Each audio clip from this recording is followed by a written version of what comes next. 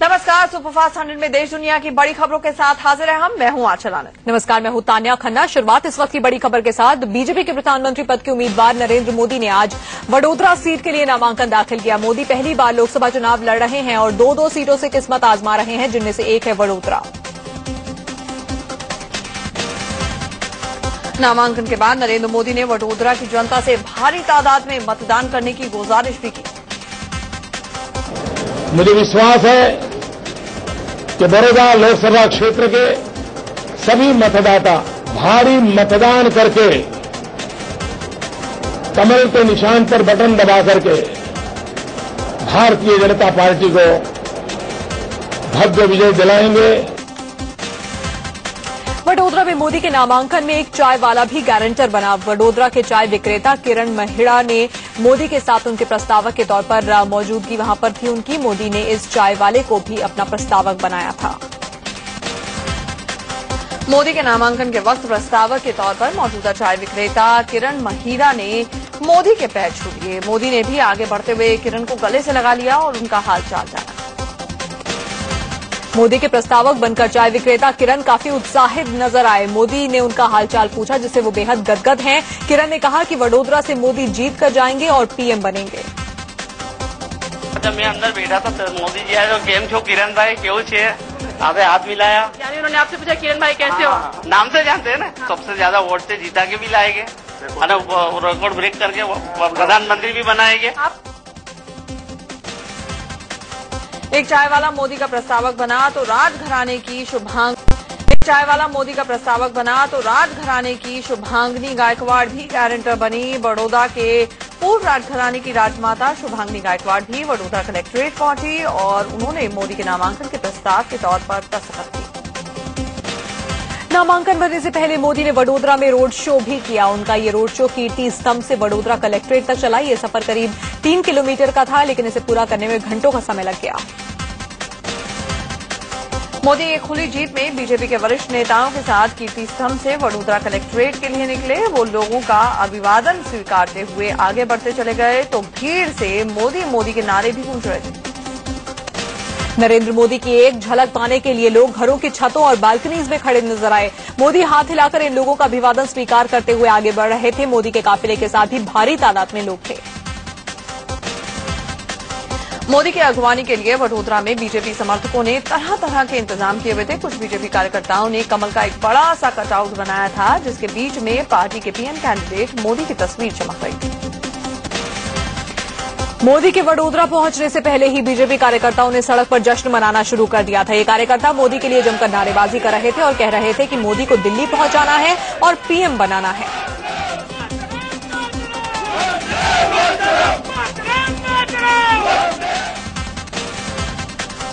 मोदी के समर्थन में मुस्लिम समुदाय के लोग भी आए। वडोदरा में सड़क पर उतरकर मुस्लिम लोगों ने मोदी के पक्ष में नारेबाजी की। मोदी का कटआउट और पोस्टर बैनर लेकर मुसलमानों ने मोदी की जीत की दुआ भी मांगी। मोदी के समर्थन में वडोदरा में महिलाएं भी सड़क पर उतरी। रंग बिरंगी साड़ियां पहने इन महिलाओं ने कलश यात्रा निकाली और मोदी की जीत की कामना की। वडोदरा में नरेंद्र मोदी को चुनौती देने के लिए कांग्रेस उम्मीदवार मधुसूदन मिस्त्री मैदान में हैं, तो वहीं आम आदमी पार्टी ने सुनील दिगंबर कुलकर्णी को मोदी के मुकाबले के लिए चुनावी मैदान में उतारा है। मोदी वडोदरा के अलावा वाराणसी से भी चुनाव लड़ रहे हैं। 17 अप्रैल से वाराणसी में नामांकन शुरू हो जाएगा, जो कि 24 अप्रैल तक चलेगा। हालांकि ये साफ नहीं हुआ है कि मोदी वाराणसी में पर्चा कब दाखिल करने वाले हैं। यहां पर आखिरी चरण में 22 मई को चुनाव होना है। वाराणसी में नरेंद्र मोदी के खिलाफ कांग्रेस ने अजय राय को मैदान में उतारा है। वहीं आम आदमी पार्टी के संयोजक अरविंद केजरीवाल भी मोदी को चुनौती देने के लिए उतरे हैं। अमेरिकी अखबार वॉशिंगटन पोस्ट ने बीजेपी के पीएम कैंडिडेट नरेंद्र मोदी की तारीफ की। अखबार ने कहा कि मोदी को भारत के चुनाव में बड़ी बढ़त उनके सख्त व्यावहारिक और भ्रष्टाचार मुक्त आर्थिक प्रबंधन के वादे हैं। भारत को बेशक उनकी नीति पर चलने की जरूरत है, पर उन्हें पूर्वाग्रह वाले बड़बोलेपन से बचना होगा। हालांकि अमेरिकी अखबार ने मोदी की कमियां भी गिनाई हैं। मसलन पत्रकारों से उनका रवैया प्रतिकूल होता है और वो कभी कभार ही इंटरव्यू देते हैं। इससे भी बुरी बात यह है कि उन्होंने प्रशासन का तानाशाही तरीका तैयार कर लिया है और व्यवस्थित तरीके से वो अपने विरोधियों का सफाया करते हैं। आम आदमी पार्टी के संयोजक अरविंद केजरीवाल को थप्पड़ मारने वाले ऑटो ड्राइवर लाली ने माफी मांग ली है। केजरीवाल ऑटो ड्राइवर से मिलने उसके घर किराड़ी गए थे, जहां पर लाली ने केजरीवाल से हाथ जोड़कर उनके पैर छुए और माफी मांगी। मंगलवार को केजरीवाल को जोरदार थप्पड़ जड़ने वाला ऑटो वाला अब उन्हें भगवान बता रहा है। ऑटो वाले ने कहा कि केजरीवाल की सरकार ने उनके लिए बहुत कुछ किया, मुझसे भूल हो गई और उनसे माफी मांगता। ये गलती हो गई, मेरे से बहुत बड़ा भूल हुई है, ये मेरे लिए तो भगवान है, मैं भगवान। भले ही आज लाली ने केजरीवाल से माफी मांगी हो, लेकिन कल वो थप्पड़ मारने की करतूत को सही ठहरा रहा था। लाली ने कल कहा था कि केजरीवाल झूठे हैं, केजरीवाल ने सबसे चंदा वसूला, ऑटो ड्राइवर से भी चंदे लिए, लेकिन कुछ किया नहीं। दरअसल मंगलवार को अरविंद केजरीवाल जब दिल्ली के सुल्तानपुरी में रोड शो कर रहे थे, तभी माला पहनाने के दौरान लाली नाम के ऑटो ड्राइवर ने उन्हें जोरदार थप्पड़ रसीद कर दिया। बाद में केजरीवाल समर्थकों ने लाली की जमकर पिटाई कर डाली। वहीं बीजेपी नेता विजय कुमार मल्होत्रा ने आरोप लगाया कि थप्पड़ कांड की साजिश खुद केजरीवाल ने ही रची थी। उन्होंने केजरीवाल के थप्पड़ खाने और फिर थप्पड़ मारने वाले की माफी को सुनियोजित साजिश बताया। कई बार तो ऐसा लगता है कि ये जूता, शाही और ये थप्पड़ जो है साथ लेकर के चलते हैं, अपना पहले से प्लानिंग करके रखते हैं कि हाँ इससे आज थप्पड़ मरवाएंगे, उसके बाद इसे माफ करेंगे, उसके बाद सहानुभूति बटोरेंगे, इससे जूता मरवाएंगे, उसके बाद उसी के घर चले जाएंगे। कांग्रेस नेता हारून यूसुफ ने भी थप्पड़ कांड को केजरीवाल का पब्लिसिटी स्टंट बताया है। उन्होंने कहा कि चुनाव प्रचार के आखिरी दिन सुर्खियों में रहने के लिए ये पूरा प्लान था। मुझे लगता है ये सब एक संयोजित तरीके से, प्लान तरीके से एक खेल हुआ, इस तरीके से हुआ है। और फिर मैं माफी मांगता हूँ, मैं राजघाट जा रहा हूँ, SMS होने शुरू हो गए वर्कर्स को, तो ऐसा लगता है कि सब चीज स्क्रिप्ट प्लान कर रखा था। आज लोकसभा चुनाव के दूसरे दौर का मतदान हो रहा है। दूसरे दौर में पूर्वोत्तर के 4 राज्यों में वोट डाले जा रहे हैं। इन राज्यों में अरुणाचल प्रदेश, मेघालय, मणिपुर और नागालैंड है। दूसरे दौर में 4 राज्यों की 6 सीटों पर मतदान हो रहा है। इनमें अरुणाचल प्रदेश और मेघालय की 2-2, जबकि मणिपुर और नागालैंड की 1-1 सीट शामिल है। अरुणाचल प्रदेश की जिन 2 सीटों पर वोटिंग जारी है, उसमें अरुणाचल ईस्ट और अरुणाचल वेस्ट सीटें शामिल हैं। अरुणाचल प्रदेश में आज विधानसभा चुनाव के लिए भी वोट डाले जा रहे हैं। मतदान केंद्रों पर सुबह से ही मतदाताओं की भीड़ है। अरुणाचल प्रदेश में लोकसभा चुनाव के साथ साथ विधानसभा चुनाव भी हो रहे हैं। 60 विधानसभा सीटों में मौजूदा मुख्यमंत्री नवाब तुकी समेत 11 कांग्रेसी विधायक पहले ही निर्विरोध चुन लिए गए हैं। ऐसे में आज 49 सीटों के लिए वोट डाले जा रहे हैं। अरुणाचल प्रदेश की राजधानी ईटानगर में सुबह से पोलिंग स्टेशन पर लोगों के वोट डालने का सिलसिला जारी है। सुबह कई इलाकों में रुक रुक कर बूंदाबांदी हुई, लेकिन उससे मतदाताओं के उत्साह में कोई कमी नहीं आई। अरुणाचल प्रदेश के गवर्नर निर्भया शर्मा ने ईटानगर में अपने मताधिकार का इस्तेमाल किया। वो अपनी पत्नी के साथ वोट डालने के लिए पहुंचे। वहीं अरुणाचल वेस्ट से कांग्रेस उम्मीदवार और मौजूदा सांसद तकाम सजय ने भी अपना वोट डाला। वोटिंग के दौरान तकाम बेहद उत्साहित और अपनी जीत को लेकर आश्वस्त नजर आए। बियॉन्ड 70-75 होने का चांसेस है, और जब हैवी टर्नआउट होता है तो रूलिंग कांग्रेस इनकम्बेंट पार्टी के लिए मजबूती बढ़ जाता है। अरुणाचल के अलावा मेघालय की 2 सीटों और नागालैंड की 1 सीट पर भी मतदान हो रहा है। सुबह से ही मतदान केंद्रों पर मतदाताओं के पहुंचने का सिलसिला लगातार जारी है। नागालैंड की एकमात्र लोकसभा सीट पर सीएम नेफ्यू रियो चुनाव लड़ रहे हैं। मेघालय की तुरा सीट से एनपीपी के उम्मीदवार पीएस संगमा ने अपने मताधिकार का इस्तेमाल किया। संगमा मेघालय की 2 सीटों में से एक तुरा सीट से किस्मत आजमा रहे हैं। मतदान के दौरान संगमा अपनी जीत को लेकर आश्वस्त नजर आए। मेघालय के राज्यपाल कृष्णकांत पॉल ने भी लोकसभा चुनाव के लिए अपने मताधिकार का इस्तेमाल किया है। वोटिंग को लेकर के पॉल उत्साह के साथ पोलिंग सेंटर पहुंचे और अपना वोट डाला। मिजोरम की 1 सीट पर आज होने वाला मतदान चुनाव आयोग ने टाल दिया है। गैर सरकारी संगठनों और छात्र संघों के चुनाव बहिष्कार को लेकर 3 दिन के बंद को देखते हुए इस चुनाव को टाल दिया गया है। अब इस सीट पर 11 अप्रैल को वोटिंग होगी। 10 अप्रैल को तीसरे दौर का चुनाव है। तीसरे दौर में दिल्ली की 7, यूपी, महाराष्ट्र, ओडिशा और हरियाणा की 10 सीटों पर वोटिंग होगी, जबकि बिहार की 6, झारखंड की 4, मध्य प्रदेश की 9 सीटों पर मतदान होगा। इसके अलावा केरल की 20 सीटों पर, चंडीगढ़, छत्तीसगढ़ और जम्मू कश्मीर की 1-1 सीट पर वोट भी डाले जाएंगे। वहीं अंडमान और लक्षद्वीप की 1 सीट पर वोटिंग होगी। अगर आप कल दिल्ली में वोट डालते हैं तो आपको 50 पैसे सस्ता पेट्रोल मिलेगा। पेट्रोल खरीदने के लिए आपको उंगली पर वोटिंग की स्याही दिखानी होगी। मतदाताओं को प्रोत्साहित करने के लिए federation of all India petroleum traders की तरफ से ये पहल की गई। दिल्ली एनसीआर में वोटिंग के दिन मेट्रो सुबह 4 बजे शुरू हो जाएगी। चुनाव ड्यूटी में जाने वालों की सुविधा को देखते हुए दिल्ली मेट्रो ने ये इंतजाम किए हैं। बाकी लोगों के लिए भी दिन भर मेट्रो की सेवा जारी रहेगी। सुप्रीम कोर्ट ने उस याचिका को खारिज कर दिया है जिसमें नोएडा में 10 अप्रैल को होने वाले चुनाव टालने की मांग की गई थी। दरअसल याचिकाकर्ताओं की दलील थी कि वो कांग्रेस को वोट देना चाहते थे, लेकिन उसके कैंडिडेट रमेश चंद्र तोमर के बीजेपी में चले जाने से उनका वोट देने का अधिकार ही छिन गया। दरअसल कांग्रेस ने रमेश चंद्र तोमर को गौतम बुद्ध नगर से कैंडिडेट बनाया था, लेकिन तोमर कांग्रेस छोड़ के बीजेपी में शामिल हो गए। नामांकन और नाम वापसी की तारीख निकलने के चलते कांग्रेस नया कैंडिडेट खड़ा ही नहीं कर पाई। इसी के खिलाफ जनहित याचिका डाली गई थी।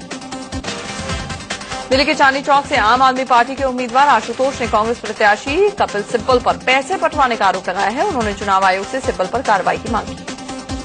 आंखों के सामने कपिल सिब्बल के लोग जो है पैसे डिस्ट्रीब्यूट कर रहे थे, पैकेट से डिस्ट्रीब्यूट कर रहे थे कि इलेक्शन कमीशन को इस मामले में फौरन इंटरवीन करना चाहिए। जो पैसे डिस्ट्रीब्यूट कर रहे हैं उनको गिरफ्तार किया जाना चाहिए। कपिल सिब्बल का नॉमिनेशन कैंसिल करना चाहिए और सोनिया गांधी को इस मामले में इंटरवीन करना चाहिए। उधर कपिल सिब्बल ने आशुतोष के आरोपों को खारिज किया है। उन्होंने आरोपों को बेबुनियाद बताते हुए आशुतोष के खिलाफ मुकदमा करने की बात कही। करें, कोई सबूत दें, हम तो उनको केवल उनके खिलाफ मानहानि का ही मुकदमा नहीं करेंगे, हम उनको प्रोसिक्यूट भी करेंगे। जब जनता का समर्थन किसी पे उठ जाता है ना, तो फिर और कोई चारा नहीं रहता, तो फिर ऐसे बेबुनियाद आरोप लगाए जाते हैं। समाजवादी पार्टी के नेता और यूपी के मंत्री आजम खां की मुश्किलें बढ़ने वाली है। गाजियाबाद में 7 अप्रैल को दिए गए आजम के भाषण की सीडी चुनाव आयोग ने तलब की है। आजम खान ने सेना को लेकर विवादित बयान दिया। दरअसल गाजियाबाद में आजम खान ने करगिल जंग का जिक्र किया था और कहा था कि करगिल को हिंदू नहीं बल्कि मुस्लिम फौजियों ने फतेह किया था। कि कारगिल की पहाड़ियों को फतह करने वाला कोई हिंदू नहीं था, बल्कि कारगिल की पहाड़ियों को नारे तकबीर अल्लाह अकबर कहकर फतह करने वाले मुसलमान फौजी थे। गाजियाबाद से बीजेपी उम्मीदवार और पूर्व सेनाध्यक्ष जनरल वीके सिंह ने आजम खान के बयान की निंदा की है। उन्होंने कहा कि सेना में कोई धर्म या मजहब नहीं होता है, सभी भारतीय होते हैं। Anybody who talks of caste, creed, religion in the army needs to be condemned. He may be anybody.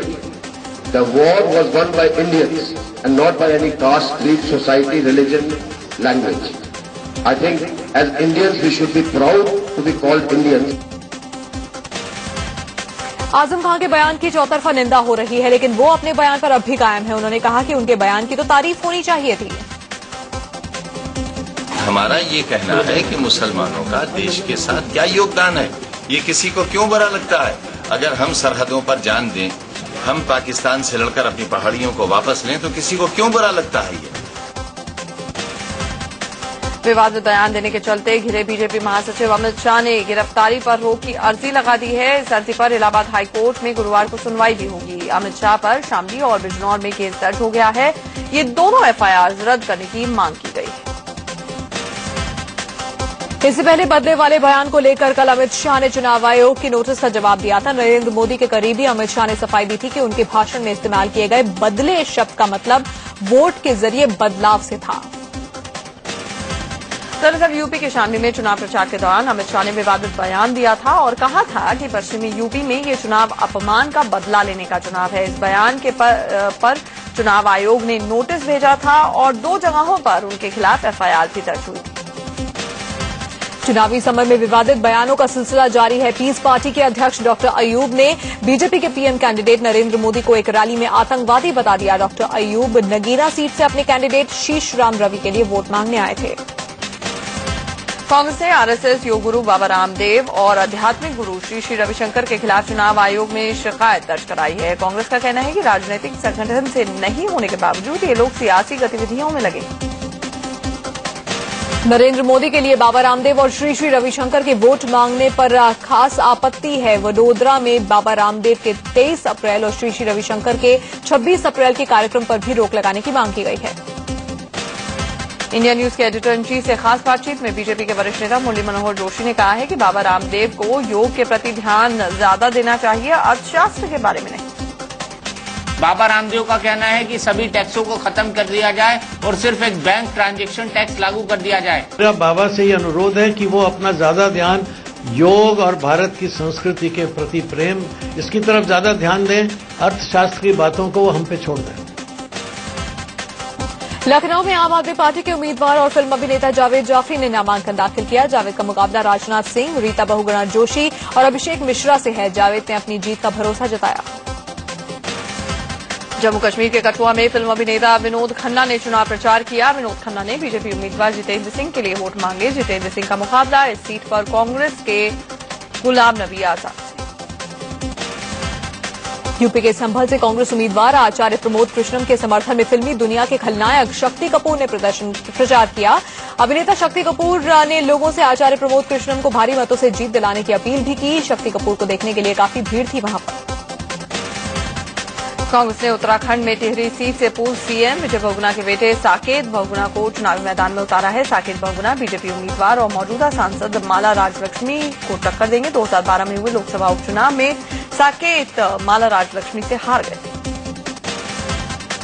Congress ने पौड़ी सीट पर बीजेपी के उम्मीदवार और पूर्व सीएम बीसी खंडूरी के खिलाफ हरक सिंह रावत को चुनाव मैदान में उतारा है। हरक सिंह रावत रुद्रप्रयाग में मौजूदा विधायक और उत्तराखंड सरकार में कृषि मंत्री हैं। हरिद्वार लोकसभा सीट पर कांग्रेस ने सीएम हरीश रावत की पत्नी रेणुका रावत को चुनावी मैदान में उतारा है। रेणुका रावत का मुकाबला बीजेपी के उम्मीदवार और पूर्व सीएम रमेश पोखरियाल निशंक से है। हरीश रावत इसी सीट से 2009 का लोकसभा चुनाव जीते। चंडीगढ़ से आम आदमी पार्टी का टिकट लौटाने वाली सविता भट्टी ने नॉनसेंस क्लब के बैनर तले राजनीतिक पार्टियों पर कटाक्ष करते हुए नोटा नाम से अपनी पार्टी बनाने का ऐलान किया है। उन्होंने कहा कि ये बेईमानों की नहीं, ईमानदारों की पार्टी होगी। दिवंगत हास्य कलाकार जसपाल भट्टी की पत्नी सविता भट्टी ने बताया कि उनकी नोटा पार्टी में शामिल हुए नोटा नाम से अपनी पार्टी बनाने का ऐलान किया है। उन्होंने कहा कि ये बेईमानों की नहीं, ईमानदारों की पार्टी होगी। दिवंगत हास्य कलाकार जसपाल भट्टी की पत्नी सविता भट्टी ने बताया कि उनकी नोटा पार्टी में शामिल होने वाले नेता पर कम से कम 200 करोड़ के घपले का आरोप होना जरूरी है और 25 क्रिमिनल केसेस दर्ज होने वाले नेता को बड़ा पद मिल जाए। बिजनौर से आरएलडी उम्मीदवार और फिल्म अभिनेत्री जया प्रदा की कार पर चुनाव प्रचार के दौरान अज्ञात लोगों ने पत्थरों से हमला बोल दिया, जिससे उनका सुरक्षाकर्मी घायल हो गया। जया ने केस दर्ज करवाया है। यूपी के बुलंदशहर में आम आदमी पार्टी के कार्यकर्ता आपस में ही भिड़ गए। पार्टी के जिला संयोजक ने एक विकलांग कार्यकर्ता की सरेआम पिटाई कर दी। हंगामा देकर पुलिस मौके पर पहुंची। गुजरात के अहमदाबाद में बढ़ती गर्मी को देखते हुए नमो टी की जगह मोदी छाछ ने ले ली है। मोदी छाछ बेचने वालों का कहना है कि लोग जिस तरह से मोदी को भरपूर समर्थन दे रहे हैं, उसी तरह उनकी छाछ का भी लुत्फ ले रहे हैं। एमएनएस प्रमुख राज ठाकरे ने एक बार फिर बीजेपी के पीएम उम्मीदवार नरेंद्र मोदी का समर्थन किया है। राज के इस बयान पर राजनाथ सिंह ने कहा है कि उन्होंने कोई समर्थन नहीं मांगा है। अगर उन्हें समर्थन देना है तो अपनी पार्टी को बीजेपी में मर्ज करा दें। बिहार के औरंगाबाद में लालू यादव की रैली के दौरान एक अजीबोगरीब वाकया हुआ। यहां पर लालू जैसे ही मंच पर पहुंचे, कमल के फूलों की सजावट देकर बौखला गए। लालू की नाराजगी के बाद कार्यकर्ताओं ने फौरन मंच से कमल के फूल हटाए। चुनाव आयोग के सख्त रुख के सामने ममता बनर्जी ने घुटने टेक दिए हैं। ममता बनर्जी 6 अफसरों का तबादला करने को राजी हो गई हैं। चुनाव आयोग ने पश्चिम बंगाल के मुख्यमंत्री को तबादले के लिए आज तक का अल्टीमेटम दिया था। इससे पहले ममता सरकार ने चुनाव आयोग को पत्र लिखकर तबादलों के फैसले पर पुनर्विचार करने की अपील की थी, लेकिन आयोग ने इसे मानने से इनकार कर दिया। चुनाव आयोग ने 5 एसपी, 1 डीएम, 2 एडीएम के तबादले के आदेश दिए थे। छत्तीसगढ़ के बस्तर लोकसभा क्षेत्र में नक्सलियों के 2 अलग अलग हमलों में सीआरपीएफ के 3 जवान शहीद हो गए हैं, जबकि 6 लोग घायल हो गए। पहला हमला सुकमा में हुआ, जहां पर नक्सलियों ने गोलीबारी कर सीआरपीएफ के 3 जवानों की हत्या कर दी, जबकि डिप्टी कमांडर समेत 4 अन्य घायल हुए। नक्सलियों ने दूसरा हमला बीजापुर जिले में किया, जहां पर उन्होंने बारूदी सुरंग में विस्फोट किया। इस हमले में सीआरपीएफ के 2 जवान घायल हो गए। यह हमला उस वक्त हुआ जब सीआरपीएफ के जवान पेट्रोलिंग पार्टी को छोड़कर वापस लौट रहे थे। सुप्रीम कोर्ट ने जाट आरक्षण पर रोक लगाने से इनकार कर दिया है। हालांकि सुप्रीम कोर्ट ने इस बाबत केंद्र सरकार से सभी दस्तावेज 3 हफ्तों में जमा कराने को कहा है। मामले की अगली सुनवाई 1 मई को। सुप्रीम कोर्ट ने सहारा ग्रुप की उस याचिका को खारिज कर दिया है जिसमें सुब्रत रॉय को जेल से रिहा करके हाउस अरेस्ट करने की अपील की गई थी। अब अगली सुनवाई 16 अप्रैल को होगी।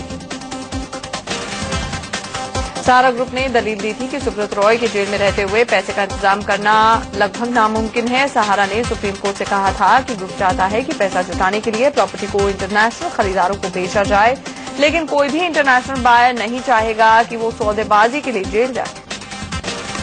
सुप्रीम कोर्ट ने 26 मार्च को अपने आदेश में कहा था कि तिहाड़ जेल से बाहर निकलने के लिए सुब्रत रॉय को 10,000 करोड़ रुपए जमा करने होंगे। ये रकम जुटाने के लिए सहारा समूह अपनी कुछ प्रॉपर्टी बेचना चाहता है, जिसके लिए सुब्रत रॉय को जेल से बाहर करने की अपील की गई थी।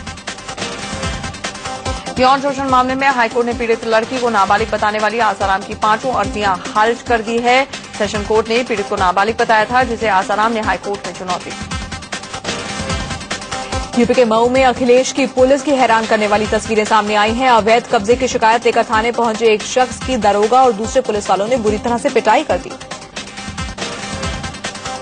दरअसल अपनी शिकायत न सुने जाने से निराश होकर ये शख्स थाना परिसर में आत्मदाह करने जा रहा था। इसी से भड़के पुलिस वालों ने उसकी पिटाई शुरू कर दी। झारखंड के गुमला में कपड़े की एक दुकान में आग लगने से हड़कंप मच गया। गनीमत थी कि हादसे के वक्त दुकान बंद थी, जिससे किसी की जान नहीं गई। कपड़े की जिस दुकान में आग लगी वो काफी व्यस्त और भीड़भाड़ वाला इलाका है।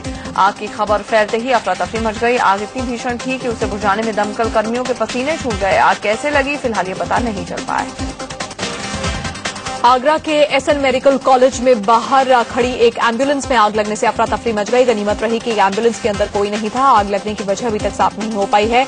काफी देर के बाद आग को बुझाया जा सका। बिहार के नालंदा में एक मोबाइल पार्ट्स की दुकान में भीषण आग लग गई। मौके पर पहुंचे फायर ब्रिगेड की टीम को आग को बुझाने में घंटों की मशक्कत करनी पड़ी। आग से दुकान में रखा लाखों का सामान जलकर खाक। छत्तीसगढ़ के अंबिकापुर में भीषण सड़क हादसा हुआ। हादसे में 15 लोगों की मौत हो गई, जबकि 15 लोग जख्मी हो गए। घायलों में 5 की हालत नाजुक है। यूपी के हाथरस में हुए एक सड़क हादसे में 3 विदेशी महिला पर्यटकों की मौत हो गई है, जबकि 4 अन्य लोग घायल हो गए। हादसा उस समय हुआ जब आगरा जा रही इन पर्यटकों की कार को एक ट्रॉली ने टक्कर मारी। यूपी के फतेहपुर में एक सिरफिरे आशिक ने एक लड़की को पेट्रोल डाल के आग के हवाले कर दिया। लड़की का कसूर सिर्फ इतना था कि उसने अपने घर वालों से छेड़छाड़ की शिकायत की थी। आरोपी रेप के मामले में 7 साल सजा भी काट चुका है। शिया धर्मगुरु मौलाना कल्बे जव्वाद की गिरफ्तारी के विरोध में उनके समर्थकों ने लखनऊ में सड़क जाम किया। दिल्ली पुलिस ने मौलाना कल्बे जव्वाद की गिरफ्तारी से इनकार किया है। दिल्ली पुलिस के मुताबिक उन्हें पूछताछ के लिए बुलाया गया है। पूरा मामला दिल्ली के जोरबाग में जमीन को लेकर शुरू हुआ। शिया धर्मगुरु ने आरोप लगाया कि जोरबाग की करबला की जमीन पर शीला दीक्षित और अहमद पटेल ने जबरन कब्जा करवाकर नर्सरी बनवाने की कोशिश की जा रही है। मौलाना ने जमीन खाली कराने के लिए कांग्रेस अध्यक्ष सोनिया गांधी से मुलाकात की।